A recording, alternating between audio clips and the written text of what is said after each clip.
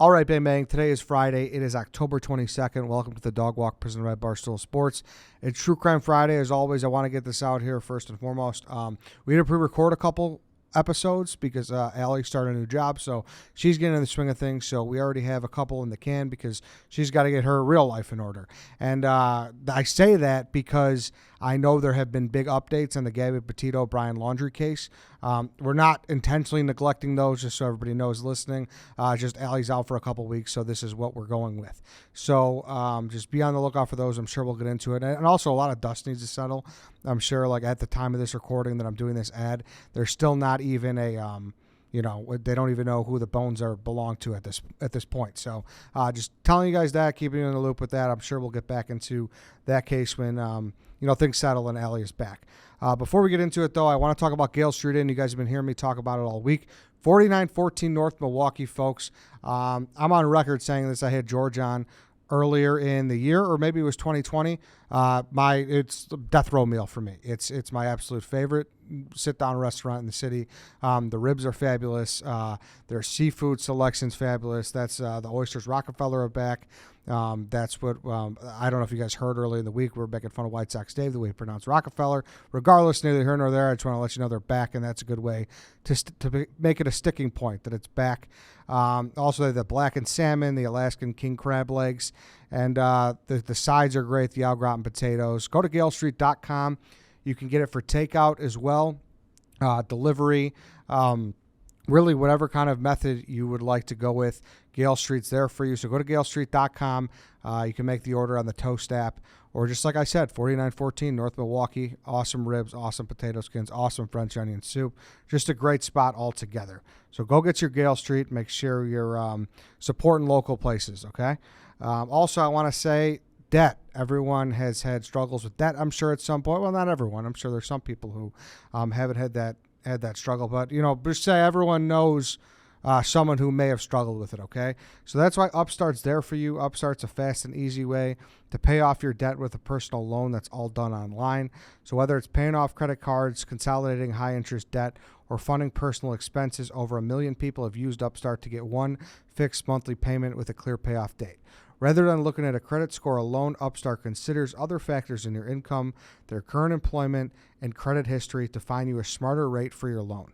You can check your rate without impacting your credit score in minutes for loans between $1,000 to $50,000. You can even receive the funds as fast as one business day after accepting your loan, which is important for people who really need the money in a timely manner to pay off your debt. So find out how Upstart can lower your monthly payments today when you go to upstart.com/Eddie.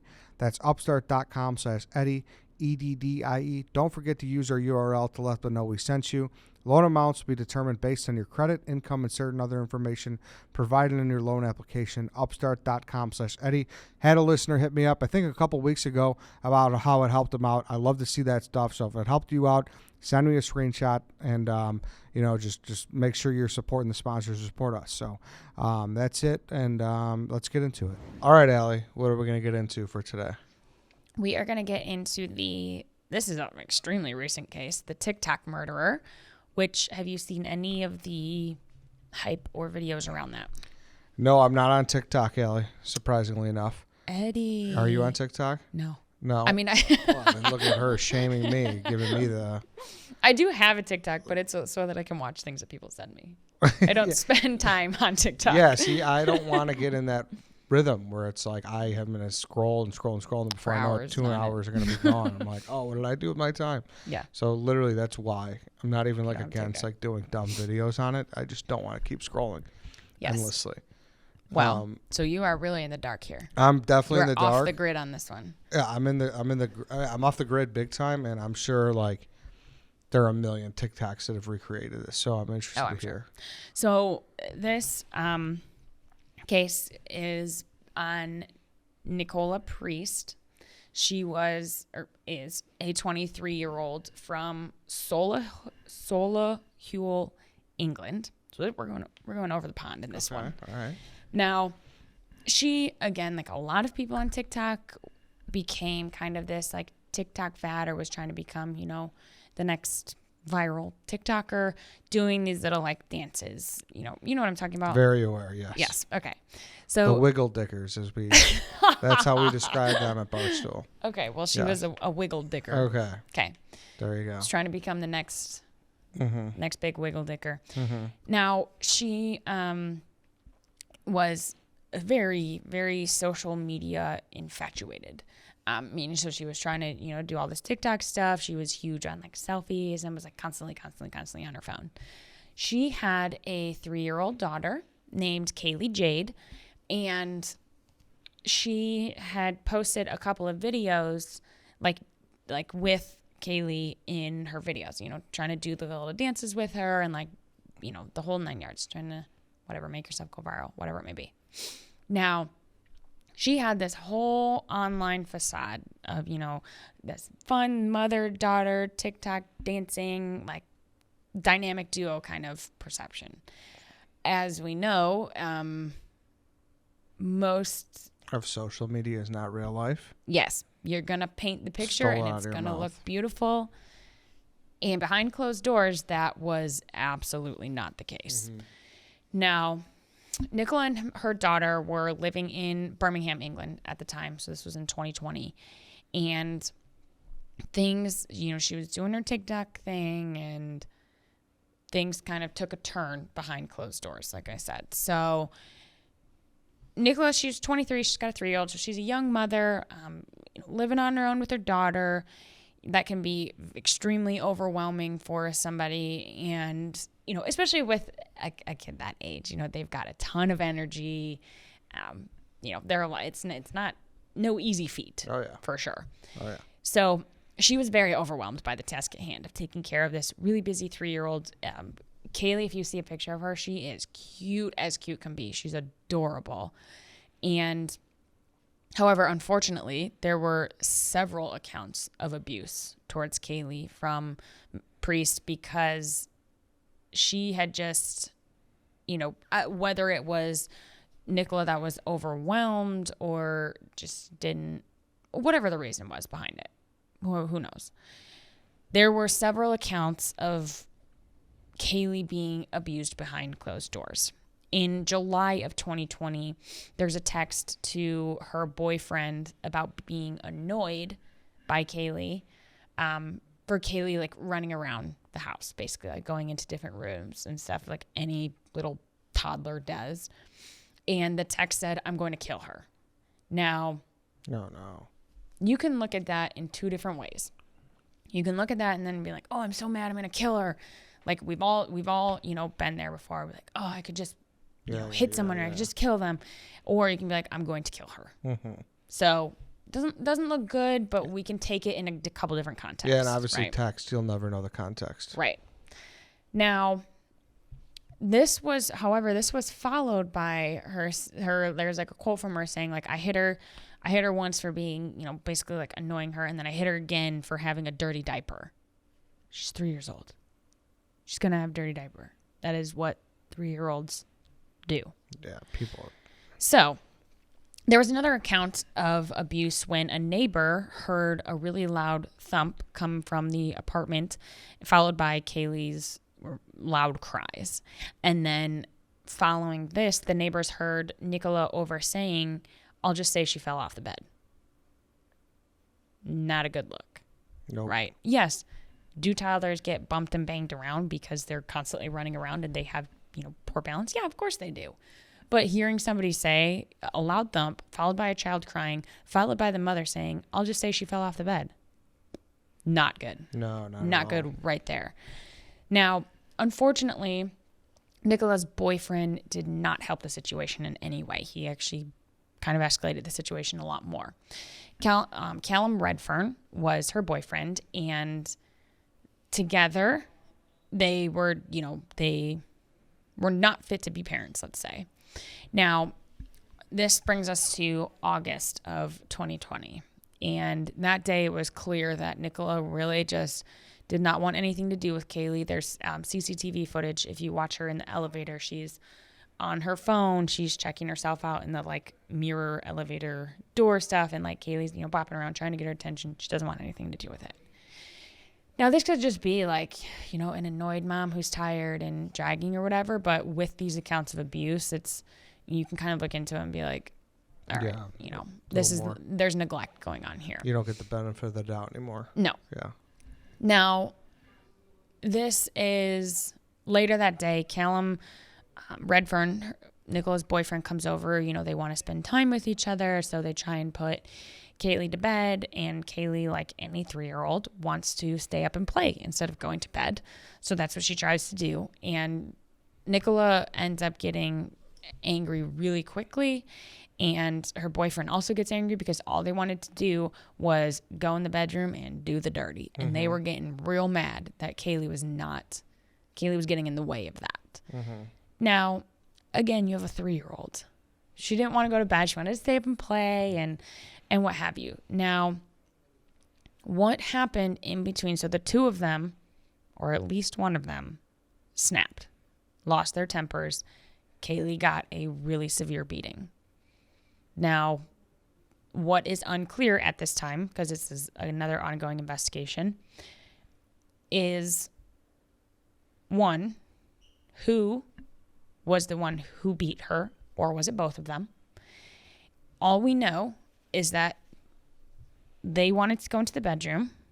Kaylee was interrupting this, so either they or one of them snapped and beat Kaylee. Now, as a result of this, a little while later, Kaylee started vomiting as a result of her injuries. So she was severely injured at this point, and she started vomiting, which only made the two of them even more angry. Now, that night, Kaylee ended up passing away from her injuries, mostly to the chest and abdomen area. Now, when the medical examiner took a look at Kaylee's body, they found several injuries that were not new, that were from previous abuse, including broken ribs, fractured legs, a broken sternum. And again, these were not fresh injuries. So now we've got, extremely physical evidence of prior abuse. And experts who took a look at Kaylee's body, or her wounds at the time of her death, compared it to being equivalent to if she would have gotten hit by a car going 40 miles an hour, or if she would have fallen off a 3-story building onto bare concrete. That's horrible. At the bare hands of these people. It's terrible. She was a kid. She was 3 years old. So now, after Kaylee was already dead, so this was not like a quick thing. She was beaten, then she started vomiting a while later, and then she passed away. And so after she was already officially dead, that's when Nicola decided to call their emergency line is 999 in England. So she waited. She intentionally waited. She could have called, and this has been said in their legal proceedings, is Kaylee would still be here if Nicola had placed that call when she got injured. Obviously, we know that was intentional, that she did not do that, because Nicola and Callum were the only people there at the time, and they're the people who are responsible for this.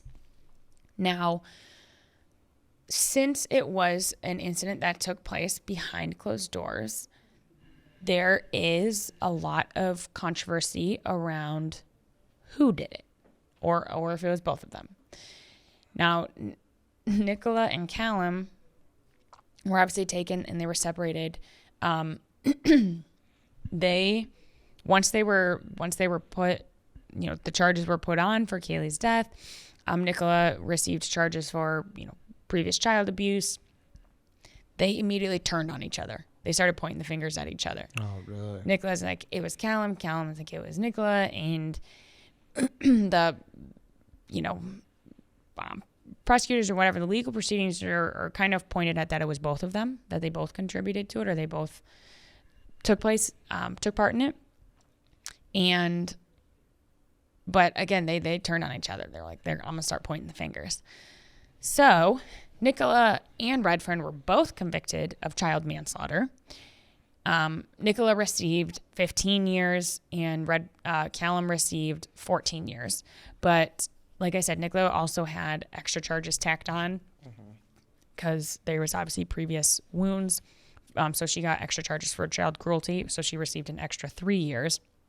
And so now that the two of them are trying, they're trying to turn on each other, but they end up basically getting, both of them get convicted of it, as they should. And both of them are sitting in jail right now. And they have to serve. So since they didn't receive life, they received, pretty hefty sentences as far as like time, 15 and 14 years. Well, I guess Nicola will be 18 years. That's it? Yeah. Wow. I know. How is that? I think it's because, well, one, we're in a different country, so their legal system works a little differently. How would you not get life for I know. beating up a helpless little girl? I know. So, and again, my speculation on this is, one, since it was, like manslaughter always carries a lesser sentence than first or second degree murder, which is unfortunate. There was seemingly no premeditation. There was prior abuse, but not premeditation as far as her murder goes. And I think where, these two actually kind of got lucky was the fact that they couldn't pin it on one of them. Okay. Or they couldn't prove that it was both of them. It was either one or the other or both of them, but there's not exact evidence to essentially what exactly took place. Yeah, like you don't know what like the last blow was. You don't know who. Right. You can't. I understand that from a technicality standpoint, but at the same time, I don't like. Even if someone just stood there and saw it happen, you're still. Yeah, you're still involved. Yeah, and that's still just as bad. Like for a kid, when it comes to a kid, you can't defend them. Like that's insane. And neither of them called 911. Like if say for instance it was Nicola who snapped, Callum could have called 999. He had every capability of doing that. He didn't though. So, they're both in on it. They're both involved in it. Now, because these are not life sentences, they are required to serve at least 2/3 of their sentences before they can even be considered for release at all. So, I don't know. Obviously, I think they should serve their full sentence and then some. But the kind of even more disgusting like jab at this was that Nicola continued to post on her TikTok, basically like sulking and crying. She posted a video that like apologized to her parents. She's like, I should have done better. I did this. I don't know if that was for views or if that was sincere. I kind of lean towards like, if that was sincere, why'd you post it on TikTok? Yeah. It's apology to your parents. Like go apologize to them. But, that's just my opinion, I guess. But she also posted, and this is the most disgusting, like she posted another TikTok, basically like in Kaylee's memory saying like, I miss you, R.I.P. Angel, like mommy loves you, blah, blah, blah. I'm like, screw you. You are the reason she is gone. Do not post like to get what? To get views, to get likes, to get followers. Like absolutely disgusting. Yeah, fuck these people. I have not looked if like her TikTok is still active or anything. I'm not going to say her TikTok name on here at all.